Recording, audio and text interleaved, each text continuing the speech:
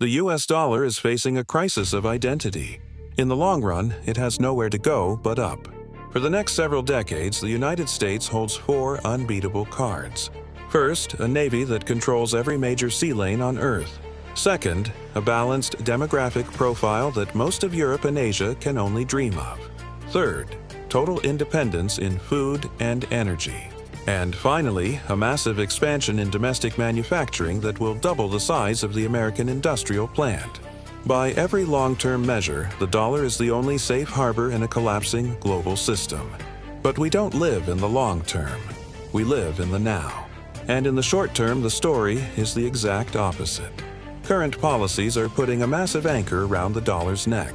Drastic immigration restrictions have caused the U.S. population to drop for the first time in history, freezing the labor market and stalling growth. At the same time, high tariffs on intermediate goods are backfiring. Instead of bringing factories home, they are forcing complex industries like aerospace and tech to move operations outside the country just to survive the rising costs. This policy chaos is creating a rule of law crisis.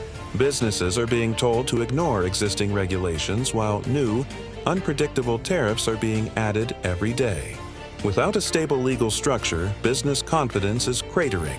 Even as the government spends at record deficit levels, the very people who drive the economy are choosing to do as little as possible. The message from the market is clear. Nobody knows where the game board will be tomorrow.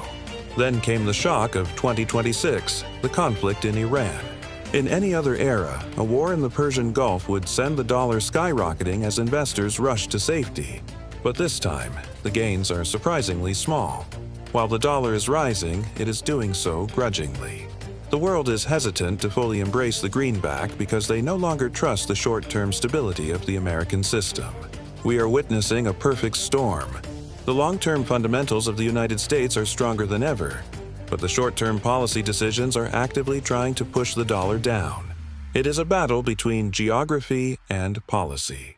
For the next few months, it will be a rough ride of high inflation and market uncertainty. But for the next few decades, the dollar remains the last man standing.